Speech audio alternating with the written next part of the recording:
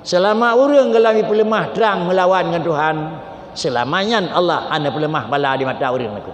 Tapi menyak orang kai pelemah deh memperang dengan Tuhan, bak wadanya terperih Allah ne pedih bala yang di oleh orang lain.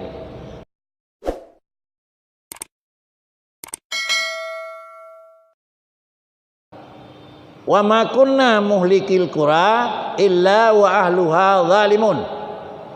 Kemudian Allah Taala juga menyatakan pada ayat yang lain, Allah Taala adalah Allah Taala la yu'adzibuhum, hana na'adzib manusia hatta nab'asa rasulah. Dua ayat tersebut menunjukkan yang bahawa bala yang dikirim oleh Allah Taala adalah han dikirim menyokong manusia ke salah dengan Tuhan. Kemudian bala hana lam dikirim menyapu yang gebegah lu begah gelai peti. Maka dengan karenanya sebelum Allah mengirim bala ingat dia patah salah. Kalau demikian baik hina wa tak salah hidih tutup naku. Menyoba ni lahap datu hidih hilang kahan tutup hina hana pu pelah penelah cokroi dua orang naku. Tapi menyo hidih beraya atiung hana pu lahap hidih ngop bandung mana naku. Maka salah pakon hana peglih luung, salah pakon kana ubul luung, salah pakon kana hana kau ngateung. Tetapi yang drabu baik demi bakri, top ia di pintu ia kering lawang naku. Janji Allah dengan wa ma kunna muhlikil qura hatta nab'asa, adapun wa ma kunna muhlikil qura illa wa ahluha zalimun.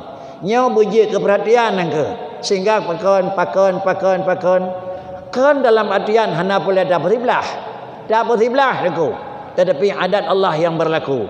Allah tidak mempernampakkan risiko dari hidup manusia selama mereka itu tidak mempernampakkan adalah perbedaan, perpisahan, muhad penan lawan dengan Allah. Nya umur dah agak menang bagi Nabi ni.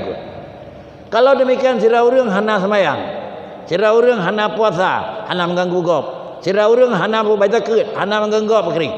Galam dendam ni pedih bala ali Allah Taala. Tetapi nak kebah, pajan ni pedih sehingga dia meninggal. Yang terdawa kepada je. Tetapi ka pakai pedih balanya. Bala sat tapi ka pakai pedih aku. Menyokat pakai pedih ni keledahan. Idra wa ka pakai pedih hana peduli long, di long pih long pakai pedih nya ke depu bina buat long tu. Karenanya para hadirin sidang jamaah yang terhormat, kenapa demikian? Karena Allah Subhanahu wa taala bersifat dengan jamal dan bersifat dengan kamal. Artinya bersifat dengan kamal, tindakan Allah tidak memerlukan kepada bantuan orang lain, dan bersifat dengan jamal, tindakan Allah layak dengan apa yang kita melawan dengan Allah.